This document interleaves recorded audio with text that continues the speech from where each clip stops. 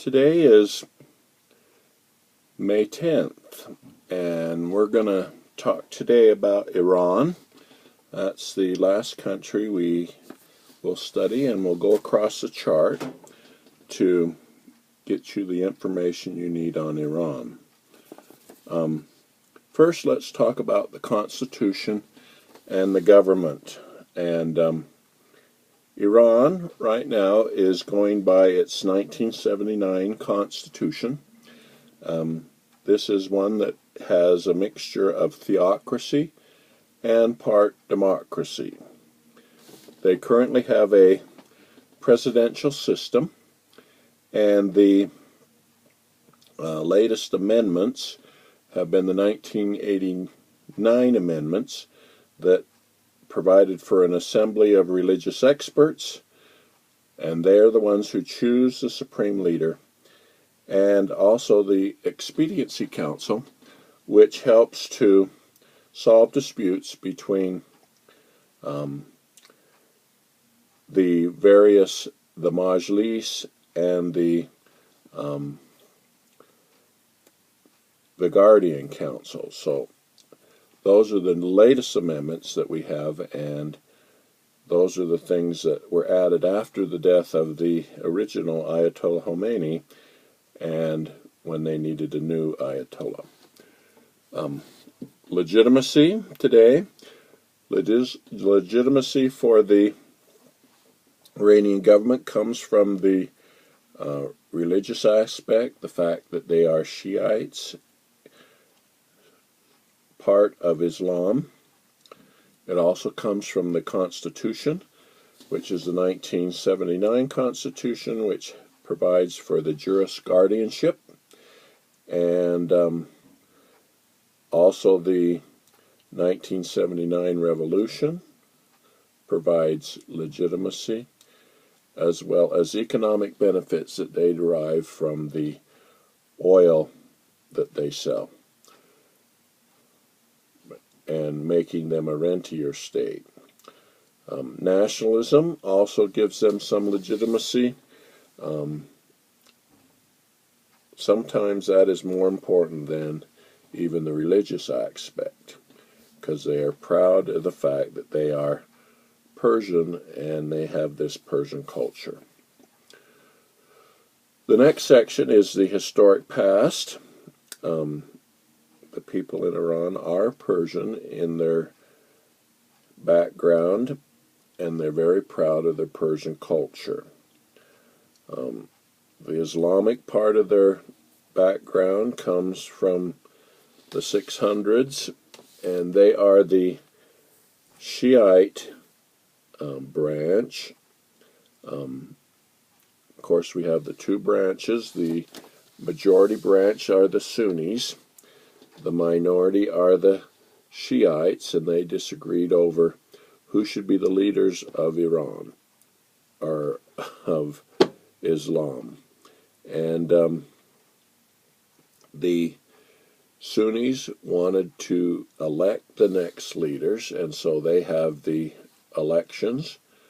The Shiites wanted to pass it down from father to son, and so that was a generational thing that they would pass it down to. The Shiites believe in the 12th Imam, the 12th Imam being the person who, as they passed it down from father to son, the son-in-law, he was the first leader, and Muhammad Ali, and he would die, and then they'd pass it down to his son, and eventually the 12th Imam, he disappeared, and they believe that when he comes back again, we'll have a new, more glorious era when they believe that church and state will be united. We have the period of ruling for the Safavids from 1500 to 1722. They gave the Shiites their identity. Then we have the Kars, who ruled, and they were from 1725 to 1925. And then we have, or the fact that the Kars, the people in Iran are very proud of the fact that there was no country that conquered them, and that they avoided the imperialistic period. And we also have the Shahs coming in 1925, and they would rule until the revolution in 1979. And you had the father, Shah, he was the first, and then the son, who's the Shah. And these are the people who had the White Revolution, the most success, meaning non-communist. They believed in the land reform, wanted to modernize Iran, bring it into the modern age. But they did that without democracy, so there's no democracy in this movement.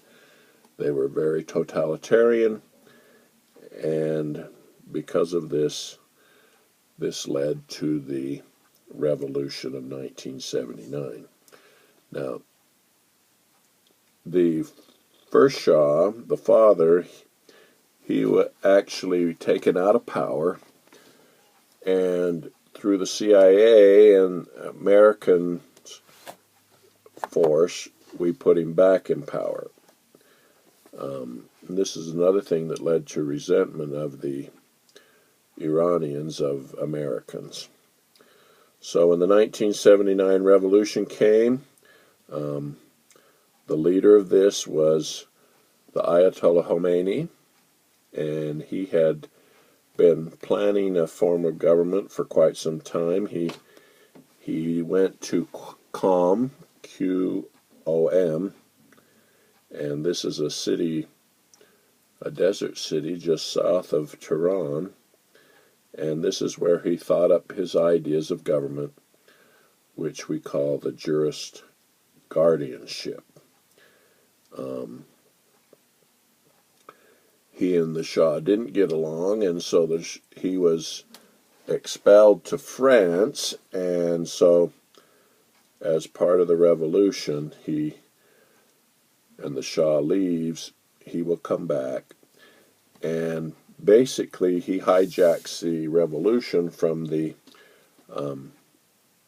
middle class, and so the clerics, they take charge of Iran, and they currently are in charge of Iran today. Another part is the Iran-Iraq War, which occurred from 1980 to 1988, and this is the time when they had this American support for Iraq, and they fight this battle that is very, very deadly, and so we have all these people here against America again, because we support the other side. So this is the background and culture that we're talking about. Okay, next is the geographical division of powers. Iran has a unitary state. They are highly centralized.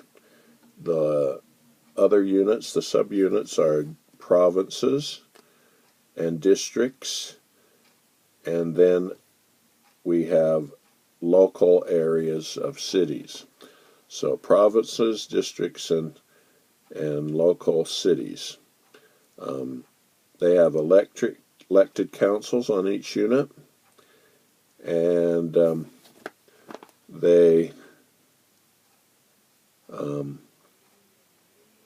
but they operate under a unitary system, which is similar to Great Britain or China, of our other two countries.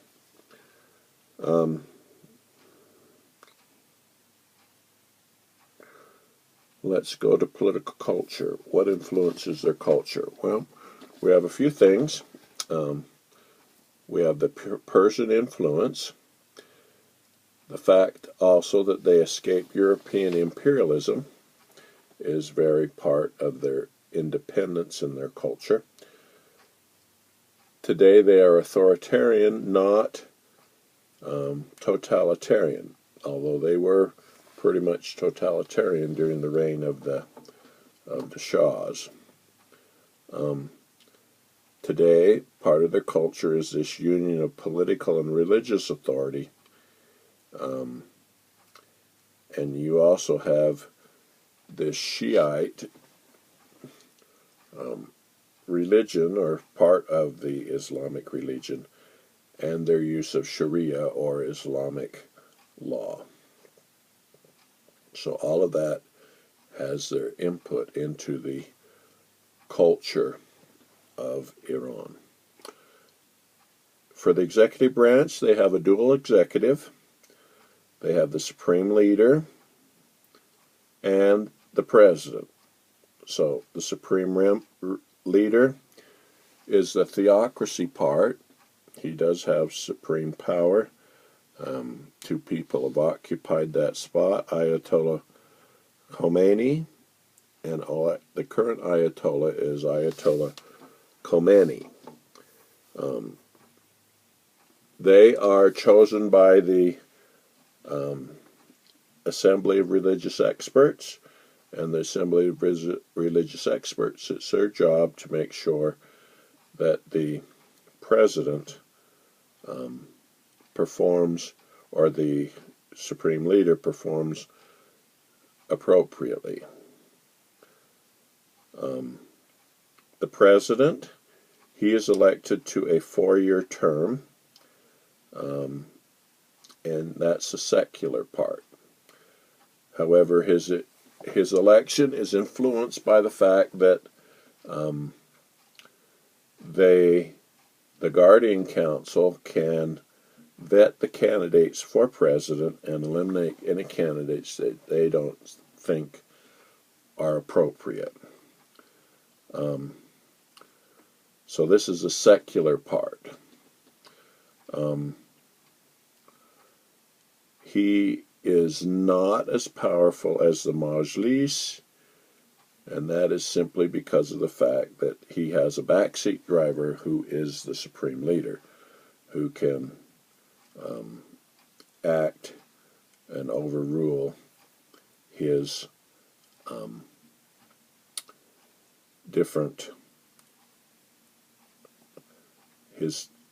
his rules can be overruled by the supreme leader. The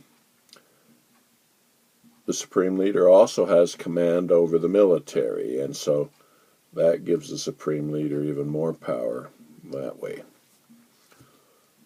All right, we go to the next, the legislative branch, and that is the Majlis, which is 290 members of the Majlis.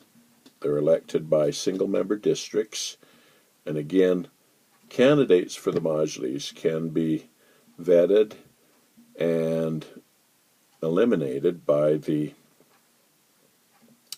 Guardian Council. And it also, the Majlis has a backseat driver, or an upper chamber, however you want to call it, and that's Expediency Council.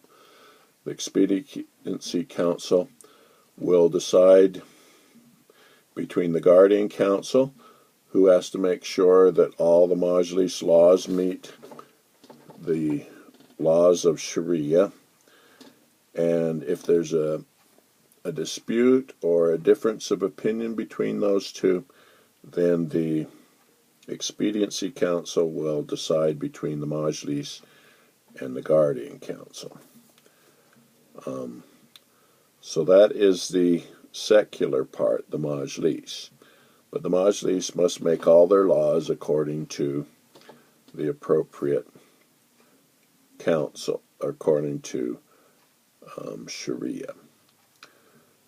The theocratic part, Supreme Leader, Guardian Council, Assembly, Religious Experts, and the Expediency Council, those are all the unappointed ones or unelected ones and are all appointed positions.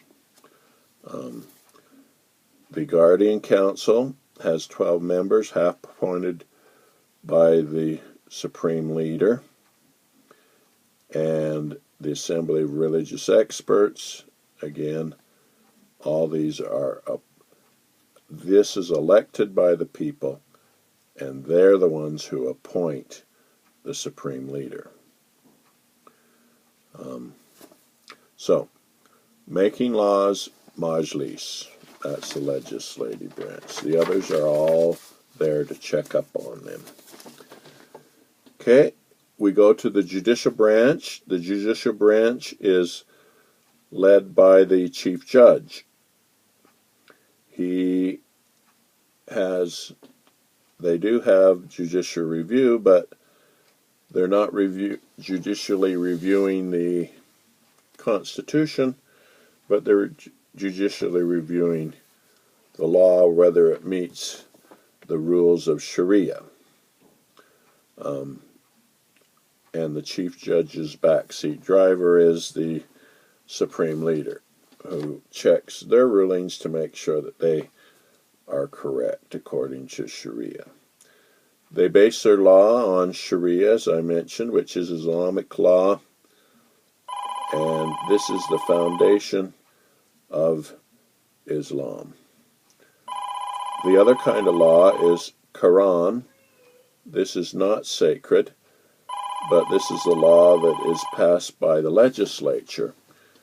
But again, all that law must abide by Sharia.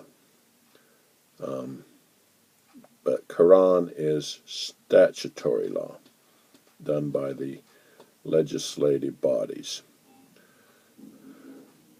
We also have the retribution law that they do in the judicial branch, and this is the strict interpretation of Sharia.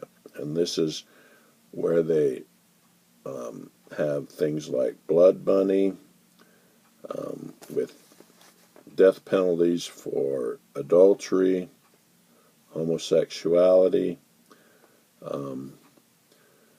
They also have unequal treatment of men and women. And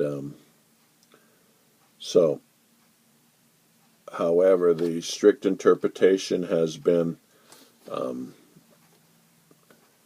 eased lately, and so those penalties aren't carried out like they used to be with such strict exactness. Let's go to the bureaucracy, the next section. The bureaucracy is huge and growing. And the reason why is because anybody who gets a college or high school graduation, they are guaranteed a job in the government. So this is why it's grown so much. It has doubled since the 1979 revolution. The most powerful ministries in the government are the intelligence and the heavy industry and the Islamic guidance, and they have supervision over many activities in the government. The clergy dominate the bureaucracy, and the senior ministries are all led by clergy, and that's how they get the religious end put into most of their items. You also have the semi-public institutions called the bonyads, and these are the foundations that are set up by the Supreme Leader, and these are funded by money that came from the Shah that they put into these funds, and they administer these different semi-public things like the Foundation for the Oppressed and They give money as the supreme leader deems it necessary. All of these semi-public institutions or bonyads are theoretically autonomous, but they're all led by clerics, and as a result of that, the supreme leader has control over their distribution of funds, and he does that for their political advantage. Okay, let's go to parties. Parties are legal under the Constitution, but are discouraged by the government. And with no labels that parties provide, it makes elections less free because people really don't know what they're getting in a individual candidate without a lot of extra study.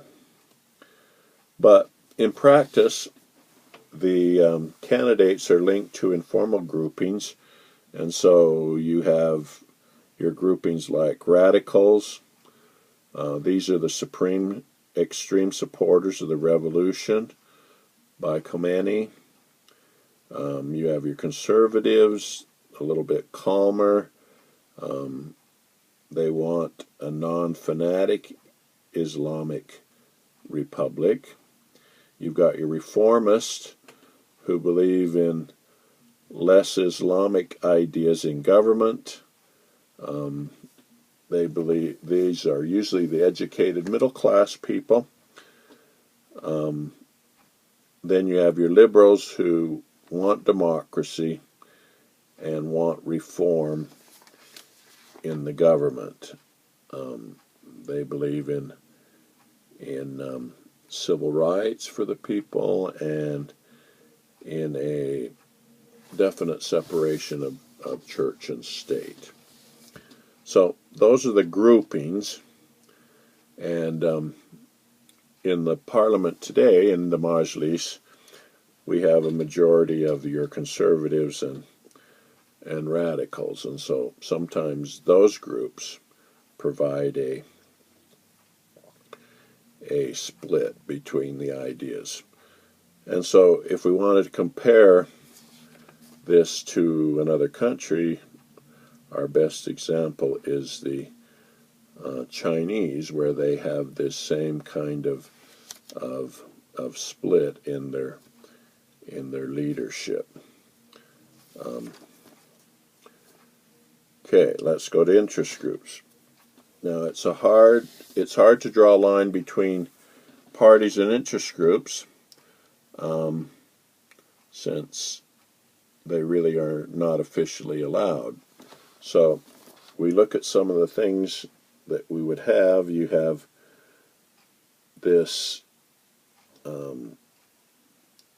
workers' house is a group of factory workers, and you have the Baji, and this is the elite military group. You have your patron-client system. Most people are tied together in the Iranian patron-client system by a blood relationship. They're related to somebody. Okay, let's look at elections. In elections, they have universal suffrage for those 18 and above. Now, it used to be a lower age, but they've raised it up to 18. Nationally, the president's elected by all voters. However, candidates are vetted by the Guardian Council. You have the Majlis. They're done by single-member districts. There's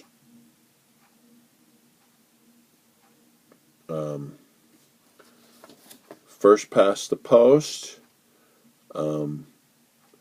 but you need 25% is the minimum that's required to get elected.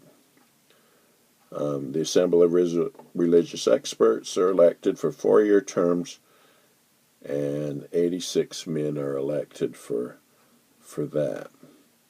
And then there's a lot of elections on the local level for local jobs.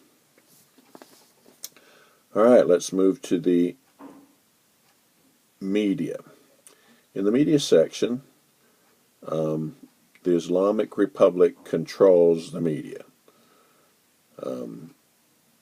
There were 20 newspapers in Iran. Before the revolution, they were all closed after the revolution. And there were 7 more closed later. So there were 20 newspapers closed after the revolution. 7 more were later closed. A 1991 law made it criminal to write articles against the government. Since that time, some restrictions were lifted, but a free press still is an issue between conservatives and reformists, whether we should have one or not.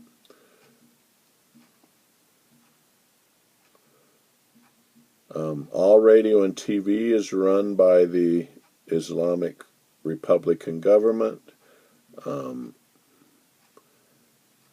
The Supreme Leader runs 2 leading newspapers just himself. So in the country you have the Iranian Broadcast Company, and they basically are run by the government. So there's not much in the area of free press for Iran. Let's go to social cleavages. Some of the things that cause cleavages are religion. We have the Shia, which is 89% of the country, the Sunni, which is 10%, and then all other religions are just the other 1%. You have the conflict between those that want to be traditional in the culture of Iran and then those that want to modernize and become more like the West. You have the issue of ethnicity. Of course, the Persians or the Farsi make the most, but you have the other minorities, whether it be the Arabs or the Azishi, I think that's how you say it. These are the other minorities in Iran. Also, you have social class, you have peasants, and the lower class, also the middle and upper class. In Iran, the middle and upper class are mostly secularized, lower class religious, so that creates issues between people in Iran. We also have the reformers versus the conservatives. The reformers are the liberals, the conservatives. We also have the radicals. So reformers, liberals versus conservatives, and radicals. Conservatives want to keep theocracy and Sharia law. The reformers want to have secularism and more democracy in Iran. So all of those cause cleavages in the opinions of the people of Iran. Okay, let's turn the page and go to the next section, which is on citizen-state relationships. Participation is pretty high. The vote turnout for president is 80% plus. However, most of the candidates have religious ties, and so when they run for election, they are supported or at least vetted by these groups, the Guardian Council, that make sure that they are sufficiently religious. Independent participation is discouraged after the 2009 election for president, when it was thought that the presidential election was fraudulent. We had protests and demonstrations in the streets to protest Ahmadinejad's election. Socialization in Iran comes from your education, interest groups, joining of interest groups and ideas. Family, of course, contributes. All these are socialization agents. The thing you have to remember here in participation and relations is what we call the Tehran Spring. And this is when President Khatami, who was president from 1997 to 2005, this was a period of cautious liberalization, where they tried to liberalize the government and make it more open and more free. But this would come to an end as the conservatives and radicals would take over in the elections of 2005. Next, we have civil society.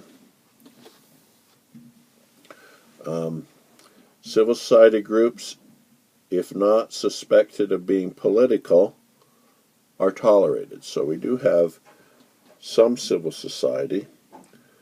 Political parties are discouraged.